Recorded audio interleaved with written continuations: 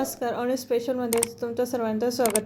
मी तुमच्यासाठी 15 kitchen tips आणि trick घेऊन आली आहे. गुळाचा पाक बनवताना अगोदरच कढईला तेल किंवा तूप लावून मग पाक केला तर गुळाचा पाक कढईला चिटकत नाही. जर दुधाच्या मलईमध्ये 1 चमचा साखर घालून मग त्याचे लोणी काढले तर लोणी जास्त निघते.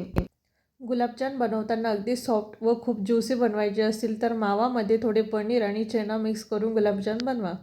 खूप छान होतात. रसगुल्ला स्पंजी बनवण्यासाठी रसगुल्ले पाकात टाकल्यावर चांगले फुलले की मग मधोमध 1 ते 2 टीस्पून पाणी टाका. त्यामुळे पाक खूप घट्ट होतं नाही व रसगुल्ले छान मऊ स्पंजी होतात. जर दही चांगले बनले नाही तर एक थाळी घेऊन त्यामध्ये पाणी घ्यावं. त्यामध्ये दह्याचे भांडे ठेवा. मग 1 तासांनी पहा दही चांगले जमलेले असेल. पण भांडे हलवता कामा नये, ते एकदम स्थिर राहिले पाहिजे. आंब्याचे लोणचे जास्त दिवस चांगले राहण्यासाठी मधून मधून बरणी उन्हात ठेवा. मग चांगल्या कोरड्या जागेवर ठेवा. जेव्हा आपल्याला लोणचे पाहिजे तेव्हा कोरडा चमचा वापरून लोणचे थोडे काढून घ्या. म्हणजे सारखे बरणी उघडून काढावे लागणार नाही.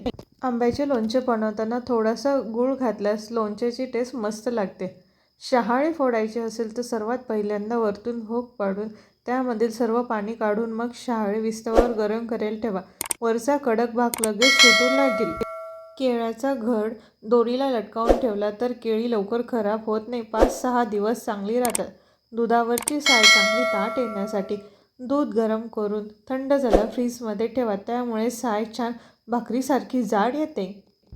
चॅनलला सबस्क्राईब करायला विसरू नका. हा व्हिडिओ जास्तीत जास्त लोकांपर्यंत शेअर करा जेणेकरून अशा नवीन टिप्स तुम्हाला सर्वांना समजतील.